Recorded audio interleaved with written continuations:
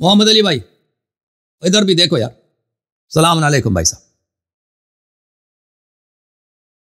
علی محمد وہ بات کرو یار. جی ماں کھول دیا. السلام علیکم. علیکم السلام ورحمۃ اللہ. جی جناب میں جرمنی سے ہوں اور میں بیسیکلی بورن سنی ہوں اور شیعہ لوگوں کے ساتھ میری کافی مکالمہ کافی عرصے سے چل رہا تھا اور کافی جو میں رزلٹ پہ پہنچا ہوں. تو میرا آپ سے کوشچن یہ ہے سر کہ ہم لوگ جو یہاں میں یورپ میں رہتا ہوں, جرمنی میں رہتا ہوں نا, کافی عرصہ ہو گیا. تو ایک چیز جس پہ میں نتیجتاً پہنچا ہوں وہ یہ ہے کہ جو ہمارا سنی جو طبقہ ہے نا, ان کے پاس ہوائی فائر ہی ہیں, گمراہی ہے. جی سر. اور جو ہدایت ہے وہ اہل بیت علیہ السلام کے پاس ہی ہے. بالکل. یعنی کہ پنجتن پاک علیہ السلام کے قدموں میں آئے بغیر جو بندہ کہنا کہ ہدایت مل جائے گی, ہدایت نہیں مل سکتی اسے. اچھا ایک تو یہ ہے, اور دوسرا یہ میں آپ سے جو کوشچن اصل میں کرنا چاہ رہا ہوں, کوشچن یہ ہے سر کہ ہم لوگ جو یہاں پہ رہتے ہیں جو غیر مسلم کنٹریز میں رہتے ہیں, تو کیا ہم میکڈونلڈ برگر کنگ وغیرہ سے کھا سکتے ہیں چکن یا گائے وغیرہ کا گوشت؟ بالکل نہیں کھا سکتے. ذبیحہ اہل کتاب کا نہیں کھا سکتے. فش کھا سکتے ہیں, ذبیحہ نہیں کھا سکتے. ٹھیک ہے نا.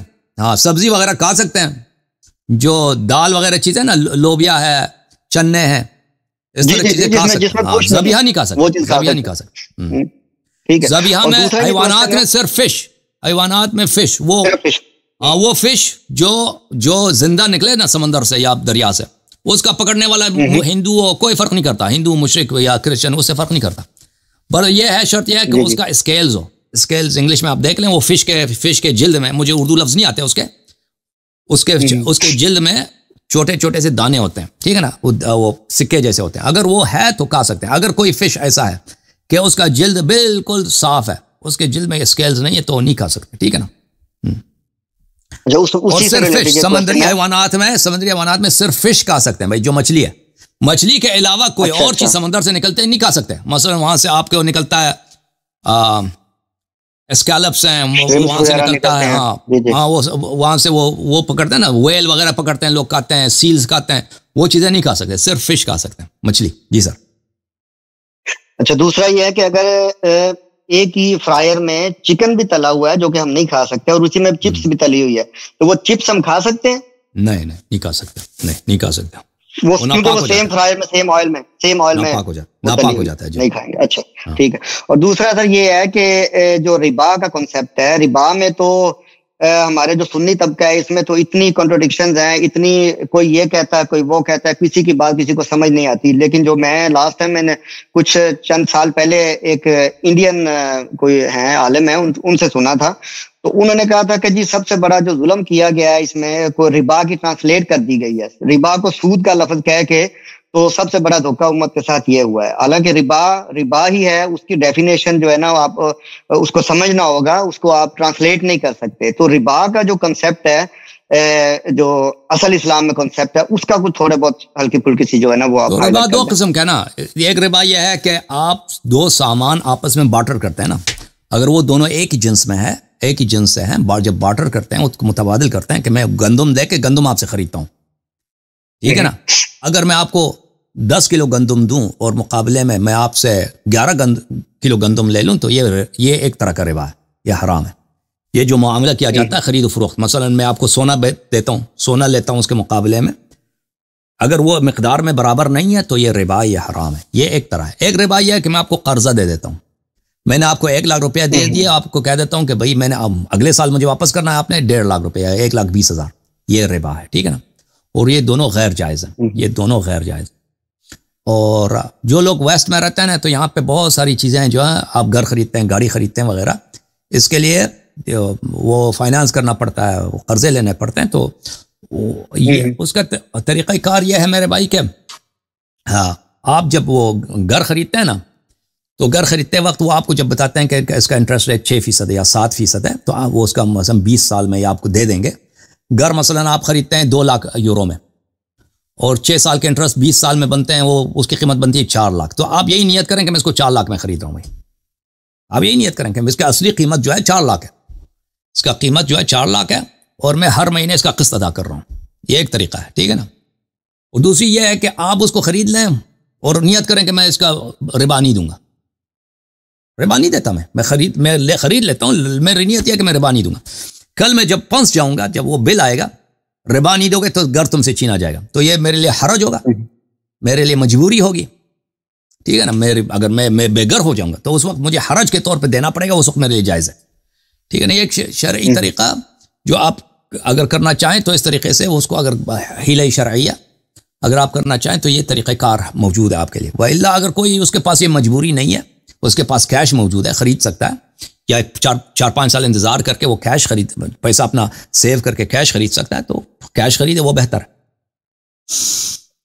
اب اس میں دیکھیں نا، میری یہ ایک مثال ہے کہ میں نے یہ جو میرا کاروبار ہے یہاں پہ جرمنی میں، تو میں پہلے کرائے پہ تھا، تو آج سے 14 سال پہلے میں نے کچھ پیسے اکٹھے کیے، تو میں نے بینک سے باقی قرضہ لے کے تو بلڈنگ اپنی خرید لی.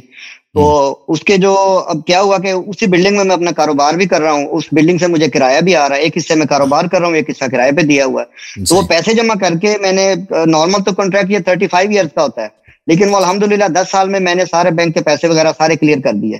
اب یہ ہے کہ اس میں مجھے تو نقصان کی بجائے فائدہ ہوا نا، کہ اگر میں نے بینک نے مجھ سے جو پیسہ کمایا اس کو ایک سائڈ پر رکھ دیں، لیکن جو میرا فائدہ ہوا ہے کہ 10-11 سال کے بعد وہ بلڈنگ میری ساری ٹوٹلی میری پے ہو چکی ہے.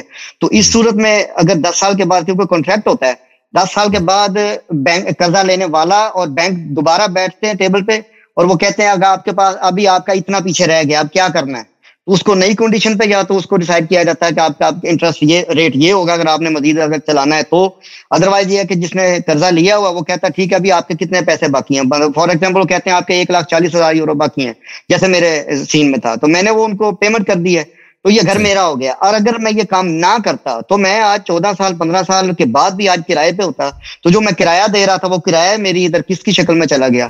تو ایسی صورت میں کیا یہ میرے لیے جائز ہوگا جو جیسے دیکھیں یہ ربا دینا، دیکھیں ربا لینا تو مسلمان سے، ربا لینا ایک ربا دینا ہوتا ہے، ایک ربا لینا ہوتا ہے. یہ دینے کی بات ہو رہی ہے. ہاں ربا لینا جو ہے کافر سے، اس میں کوئی مشکل نہیں ہے، آپ کافر سے لینا. اور باپ جو ہے بیٹے سے ربا لے سکتا ہے.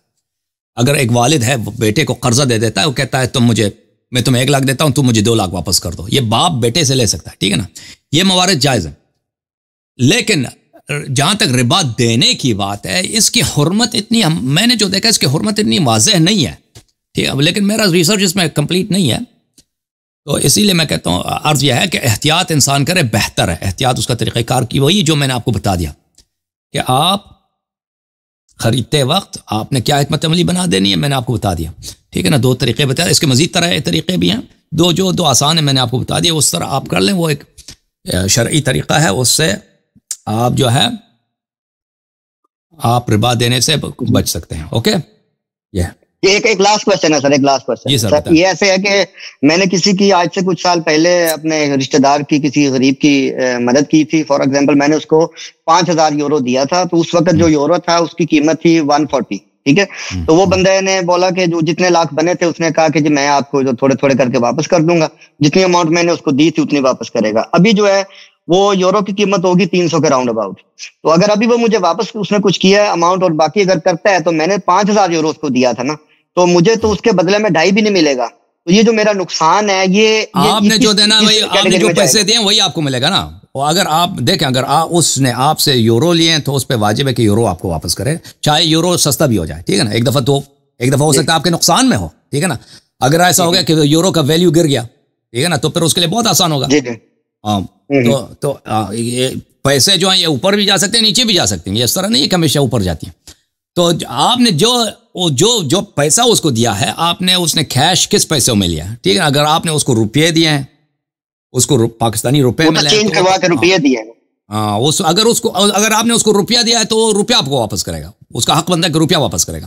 اگر آپ نے اس کو یورو دیے ہیں تو آپ کا حق بنتا ہے کہ اس سے یورو لے لیں، یا آپس میں آپ کے آپس کے وہ جو معاملہ ہے نا اس میں آپ طے کر لیں کہ بھئی آپ حق کیا بنتا ہے. اگر میں نے کسی تیسرے بندے کو قرض دیا، فار ایگزامپل 10,000 یورو قرض دیا، اور میں نے اس کو یہ کہا کہ بھائی میں تمہیں یورو دے رہا ہوں اور میں نے یورو ہی واپس لینے ہیں، گو کہ میں تمہیں جو ادھر سے پیسے بھیج رہا ہوں وہ تمہارے اکاؤنٹ میں پاکستانی روپیز آئیں گے، لیکن جو میں تمہیں قرض دے رہا ہوں وہ جو آج کا یورو کا ریٹ ہے نا وہ تم دیکھ لو، اور جب میں واپس لوں گا تم سے تو 10,000 یورو ہیں، تو 10,000 یورو ہی میں نے واپس لینے ہیں، کہ وہ 3 سال میں، 4 سال میں، 5 سال میں. تو کیا یہ جو کنڈیشن ہے یہ جائز ہوگی؟ بالکل بالکل. اگر آپ نے شرط لگا رکھی ہے نا اس وقت میں یورو دے رہا ہوں اور مجھے یورو آپ نے واپس کرنا ہے، بالکل یہی ہوگا کہ اس کو یورو واپس کرنی چاہیے. ٹھیک ہے جی. ٹھیک ہے، میرا اور کوئی کوشچن نہیں. اللہ جزاک کو اللہ. سلام. السلام علیکم.